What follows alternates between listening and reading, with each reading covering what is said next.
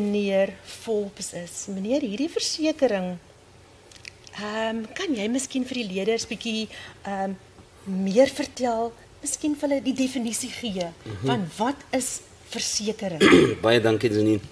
Maats, almal van ons het versekering nodig. Ons weet nooit wat sal gebeur nie, wanneer gaan dit gebeur nie, en is baie belangrik om versekering uit te neem.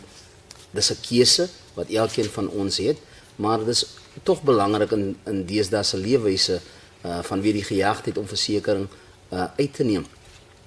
As ons kyk na 'n versekeringskontrak, is daar twee partye wat betrokke is. Die versekerde, dit wil sê die individu of die besigheid wat die polis uitneem.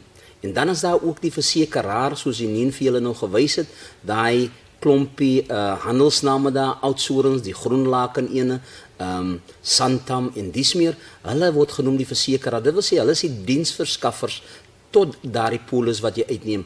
Hulle dra ons risiko, en in ruil daarvoor dat hulle daai risiko dra, betaal ons aan hulle 'n maandelikse premie.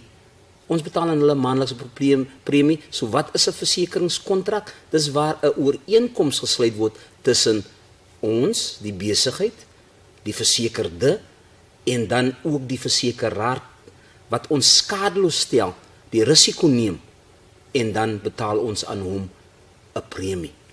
Goed.